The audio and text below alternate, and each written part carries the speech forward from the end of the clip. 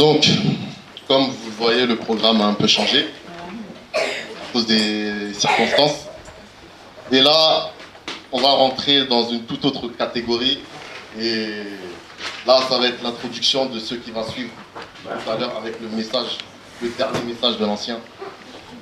Donc, accrochez-vous. Parce que je sais, et nous savons que beaucoup ici, en tout cas, bon, je vais vous poser une question. Et soyez honnêtes. Hein. Qui d'entre vous, qui parmi vous ici aurait aimé voir un ange? Voudrait voir un ange? Ouais. Avant, j'aurais dit oui, mais maintenant... Et pourquoi? Avant, j'aurais dit oui. Ah ouais? Et pourquoi maintenant? Maintenant, je connais mieux. Vous avez peur? Oui. Bon. Donc, bon. Allô? Soyez concentrés. Bon. Vous savez tout ce qui est le patriarche Ézéchiel. Vous le connaissez? C'est qui Ézéchiel? Qui était Ézéchiel? Un prophète puissant. Oui, c'est ça, bien. Et donc, comment vous connaissez ce prophète? Comment vous connaissez ce prophète? C'est par rapport à quoi? À son livre. Par rapport aux Écritures? Oui. Ok. Bon. Vous savez aussi que ce prophète était un grand chanteur. On a entendu des sœurs chanter tout à l'heure, non? Bon, tout comme le roi David, tout comme le prophète Jérémie, tout comme aussi, on a évoqué tout à l'heure, Déborah, Ézéchiel aussi était un grand chanteur. Il composait des complaints inspirés par l'inspiration divine. Et comme vous le savez, le prophète Ézéchiel n'était pas n'importe qui. Il était très élevé spirituellement. Il était connecté au monde des esprits, au monde spirituel.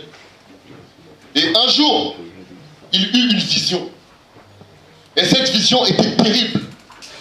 Cette vision l'a déstabilisé. Car ça l'a émerveillé en même temps. Mais en même temps, ça l'a effrayé. Ça l'effrayait. Il vit des entités d'une puissance extraordinaire, effroyable. Et Ézéchiel, en voyant ces entités, était dans un état second. Parce que les entités, vous allez comprendre qu'il a vu, ce n'étaient pas n'importe quelles entités. Vous voulez voir des anges, mais il existe toutes sortes de catégories d'entités.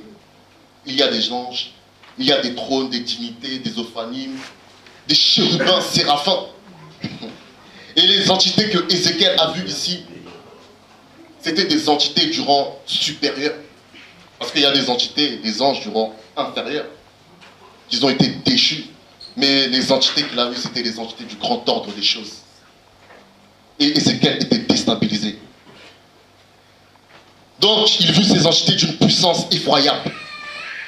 Et les entités qu'il vit, c'est celles qui apparues, n'étaient pas n'importe qui, comme je le dis. Et ce n'est pas donné à tout le monde de voir ces espèces d'entités. Car ce n'est pas un petit ange, quoique nous humains, nous ne pouvons même pas dire un petit ange. Parce que même le plus petit des anges nous apparaît. Vous connaissez la suite, n'est-ce pas? Puisque maintenant vous craignez de voir les anges. Mais là, c'était plusieurs catégories d'esprits qu'il voyait. Certains vont dire, waouh, youpi, quelle chance. Ah ouais, donc il a vu des chérubins, quoi. Nous, on est là à lutter à voir juste un seul ange. Et lui, il a vu tout ça d'un coup, quoi. Mais vous allez comprendre que c'est quelque chose qu'il a éprouvé à l'intérieur de lui. Malgré la dimension spirituelle qu'il avait, que aucun d'entre nous ici, mis à part celui que nous tairons le nom que vous connaissez,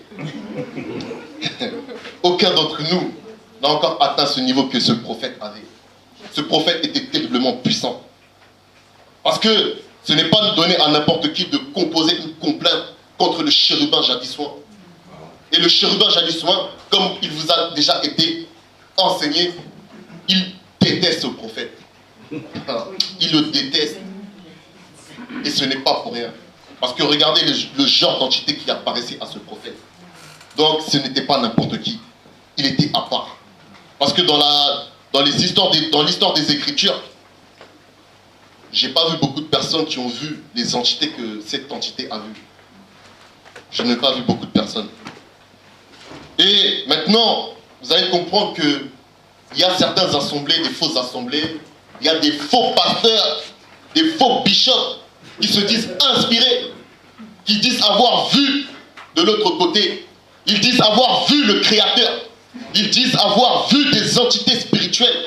Quoique, moi, ce que je sais, et ce que la parole me dit, dans Exode 33, 20, et c'est Loba qui parle, à travers sa parole, bien sûr.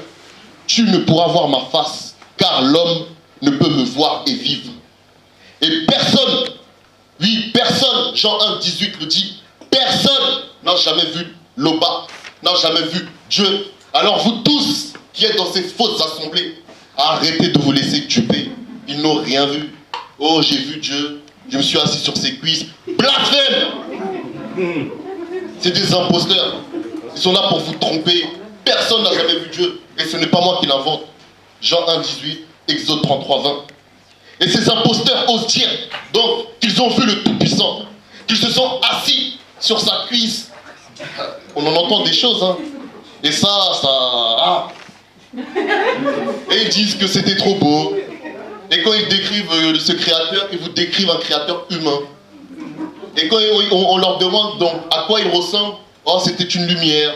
On ne peut vraiment pas dire s'il était de quelle couleur, mais il était beau. Mais c'est une lumière, mais tu sais que la lumière est beau, quoi. Tu vois pas la personne, mais tu sais qu'il est beau. Eh ben, dis donc. Alors, ces gens qui commettent des abominations, qui sont eux-mêmes des abominations devant l'Oba, ils osent dire qu'ils voient le Créateur. Mais vous vous rendez compte un peu de... Mais franchement, réfléchissez un peu. Vous vous rendez compte? On va arriver. Maintenant, certains disent qu'ils ont vu des anges. Ils étaient près des anges. Et les anges, en fait, les regardaient avec respect. Ah, donc c'est toi, le bishop, hein? Ah oui. Ah, on te connaît ici. Et les gens, quand ils entendent ce genre d'histoire, ils sont fascinés. Ah oui, l'homme de Dieu est puissant. Mais on va vous montrer ce que les vrais hommes de Dieu ressentaient. Parce que Dieu ne se contredit pas, la parole de Dieu ne se contredit pas. Vous allez voir ce que des hommes puissants, des vrais patriarches, qui ont marché avec le véritable Dieu, qui ont connu la gloire de l'Oba, ce qu'ils ressentaient. Eux, au moins, ils étaient initiés. Eux, au moins, ils avaient le Saint-Esprit, le véritable Saint-Esprit, pas l'esprit des sensations, pas l'esprit des hallucinations, mais l'esprit de vérité. Et eux, regardez, comprenez ce qu'ils ressentaient face à ces entités terribles. Et Ézéchiel, quelqu'un peut lire maintenant Ézéchiel 1, 28. Ézéchiel va vous dire un peu ce qu'il a ressenti.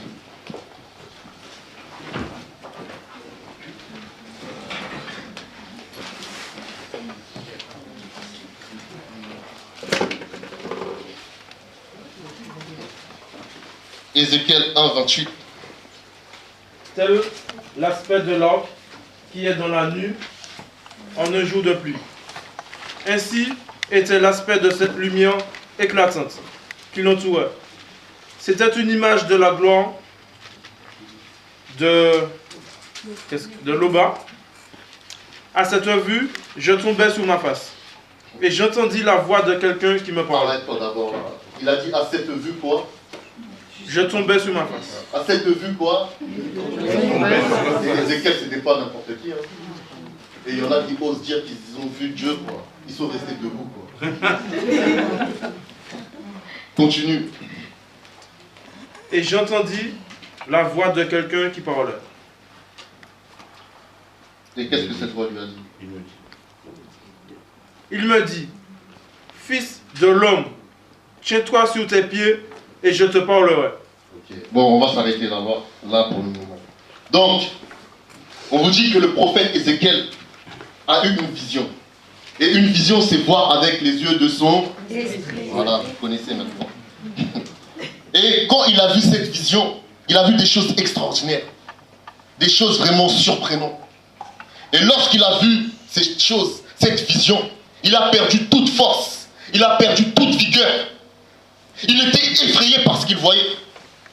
Il a eu peur de ce qu'il voyait. Parce que ce qu'il voyait, c'était terrible.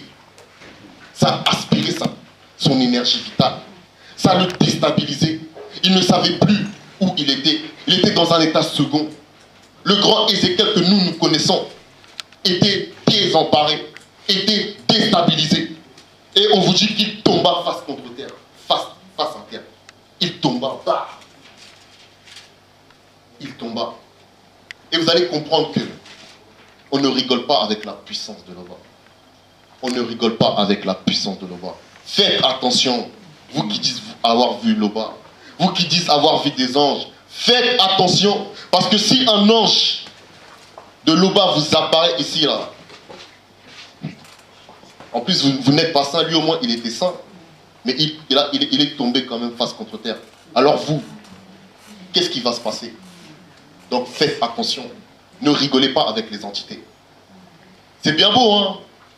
On entend des histoires, tout le monde veut voir pour croire. Tout le monde veut voir pour qu'on puisse dire qu'il est puissant. Ah, c'est le premier qui a vu. Ah oui, lui, c'est bon, il a vu. Donc, on le croit. Mais voir, c'est dangereux. En tout cas, quand tu n'es pas saint, même lorsque tu es saint, c'est dangereux. Parce que ces entités-là, ils se tiennent près de Loba. Ce ne sont pas n'importe quelles entités. Ce ne sont pas des entités déchues. Alors que même si vous voyez juste, ne serait juste un petit démon, vous aurez cru que vous avez vu un film d'horreur apparaître devant vous. Mais là, c'est des entités terriblement puissantes qui sont connectées, alimentées à la puissance. Et Ézéchiel a perdu son énergie parce qu'on lui a aspiré cette énergie. Parce que ces entités sont des énergies vivantes. Et lorsqu'ils vous apparaissent, ils vous aspirent votre énergie vitale. Et c'est pour ça qu'Ézéchiel, son corps ne pouvait pas supporter. Il est tombé. Bam! Et maintenant, lorsqu'il est tombé, il était dans un état second. Il ne savait plus en fait où est-ce qu'il se trouvait. Il a fallu maintenant qu'une entité puisse lui redonner la force pour qu'il puisse se relever. Tout comme le premier-né en Gethsémane, lorsqu'il était dépourvu de force, parce qu'il craignait ce qui devait arriver, il a fallu qu'une entité maintenant puisse se téléporter et venir lui redonner l'énergie, la force. Parce que ces entités, vous allez comprendre que ils peuvent vous redonner la force, tout comme ils peuvent aspirer votre force. Parce que ce sont des énergies vivantes. Ils sont connectés à la source. Et quand vous les voyez, vous allez croire que vous avez vu Loba lui-même. Et croyez-moi, vous allez dire non, je sais que c'est un ange, mais vous allez croire que vous avez vu Loba. Parce que ces patriarches, lorsqu'ils voyaient, ils oubliaient, là on oubliait l'homme fort, l'homme qui fait tomber le feu, l'homme qui fait des miracles. Non, ils étaient dans un état second. Parce que, déjà premièrement, leur corps n'était pas vraiment conditionné à ce genre de choses. Quoique, je ne dis pas lorsqu'ils ont vu ces choses, ils étaient dans leur corps. Mais vous allez comprendre que le corps physique, en fait, ils ont été détachés de ce corps. Et même dans le corps spirituel, ils ne pouvaient pas résister face à la puissance de ces entités. Et Ézéchiel avait peur. Il a fallu donc que la parole, le Saint-Esprit, puisse entrer en lui et le relever, lui redonner la force de se relever.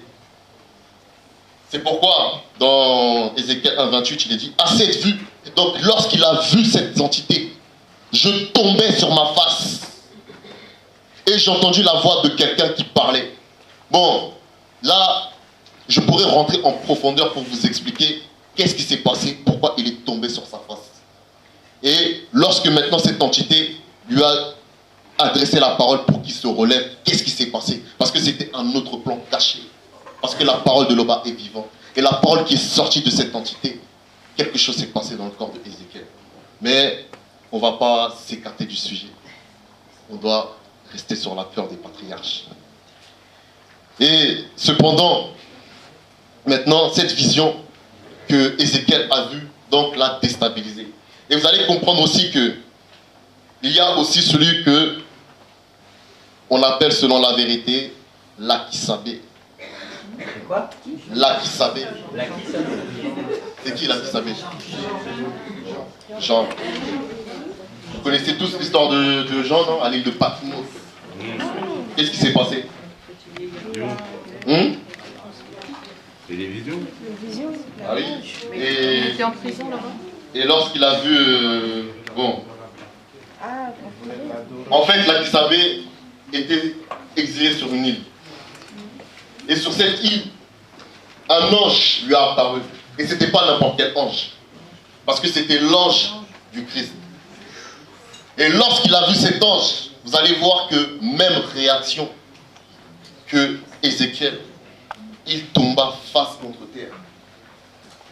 Quand vous lisez les Écritures, Daniel, la même chose, face contre terre. Même Sango aussi, face contre terre.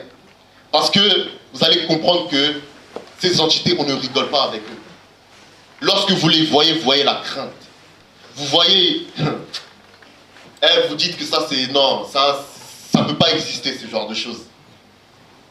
Vous voyez en fait, bon, je ne peux pas vous donner une image parce que nous disons ce que nous savons pour rendre témoignage de ce qu'on a vu. Et ça serait vous mentir si j'essayais de vous donner des images. Mais je veux juste que vous preniez conscience que lorsque ces entités vous apparaissent, vous changez automatiquement. Vous changez automatiquement. Et ça se voit à l'intérieur de vous. Ça se voit sur votre visage. Tout change automatiquement. Et lorsque vous vous levez, par exemple, vous allez dans un endroit, les gens qui vous verront, ils sauront que vous avez vu quelque chose de dangereux. Vous avez vu la mort, mais vous avez vu quelque chose de dangereux. Et là, on voit sur votre visage que, ah, mais, sœur Sabine, qu'est-ce qu'il y a? C'est ça. On voit sur votre visage que c'est dangereux ce que vous avez vu. On n'ose même pas venir, en fait, bon, on attend. On attend que vous remettez de vos émotions.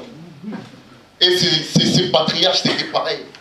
Lorsqu'ils voyaient, ils tremblaient, ils tombaient par terre. Pour tout ça pour vous dire quoi? C'est qu'on a entendu trop de choses étant dans le monde. On a entendu trop de faux pasteurs, trop de faux, c'est des escrocs, c'est même pas des pasteurs. On ne doit même pas dire faux pasteur parce que dans faux pasteur, il y a quand même le mot pasteur. Et ce ne sont pas des pasteurs, ce sont des escrocs. Ils aiment l'argent, ils aiment les femmes, ainsi de suite. Voilà, les imposteurs sont faux. Et eux, ils vont trop tromper. Nous raconter des visions, des choses qui ne tiennent pas la route. Alors que quand on rentre dans les Écritures même, parce que quand quelqu'un vient te raconter quelque chose, il faut que ça corresponde avec l'Écriture. Et là, vous voyez dans les Écritures que tous les patriarches qui ont vu des entités, ils n'étaient pas mon pote, non, ils étaient effrayés. Ils étaient effrayés, transformés. Il y a aussi Boussi, il y a trop d'exemples. Ils avaient peur, ils ont reçu la peur, la crainte, le respect, mais la peur qui... non, en fait, ah oui, en fait, c'est vraiment ça, en fait, de l'autre côté. Et c'est là que l'être humain, en fait, tu vois que tu n'es rien, en fait. Parce que c'est bien beau. On aime trop... Quand je vois ces faux pasteurs, moi, le roi de l'éternel, mais qui t'a oint? À quel moment? À quelle heure? Mais faut un peu réfléchir. Faut un peu réfléchir. Dieu un ange ne va pas t'apparaître juste pour le spectacle. Quand un ange t'apparaît, soit c'est danger pour toi, soit c'est une bonne nouvelle. Mais même si avant de t'annoncer la bonne nouvelle, tu vas quand même sentir le danger. Tu vas quand même sentir ça, que là, ah oui, c'est du sérieux, c'est du lourd, comme on dirait. Donc en gros, voilà, c'est ça. C'était juste une petite introduction pour vous faire comprendre que près du Tout-Puissant, dans le monde spirituel, dans le grand ordre des choses, il y a des entités terriblement puissantes. Que même l'homme, s'il voit même le plus petit, il va croire que non, il a vu le Créateur. Parce qu'un ange est plus grand que tout l'univers humain. Donc, il faut faire très attention à ne pas s'inventer des vies. Il faut faire très attention surtout là où vous vous inventez des vies. Parce que c'est des choses, c'est des malédictions que vous vous attirez à vie, à perpétuité. Donc, avant que les anges puissent vous apparaître, il faut d'abord se nettoyer. Et même en étant nettoyé, même en ayant le Saint-Esprit, c'est chaud. Donc, priez le Père et n'allez pas vers le Père pour voir des prodiges du spectacle. Dieu n'est pas un clown. Il ne va pas t'amuser, il n'est pas là pour amuser la galerie, c'est sérieux. Le combat spirituel est sérieux. Le monde spirituel est sérieux. Les anges du Père existent bien. Il y a toutes sortes de catégories d'eux. Vous voyez, le livre est là, on explique tout dedans. Pour ceux qui ne connaissent pas, c'est pas de la pub, hein, c'est la vérité. Donc, j'en ai terminé. Je vais maintenant laisser la parole, vous donner des révélations interdites.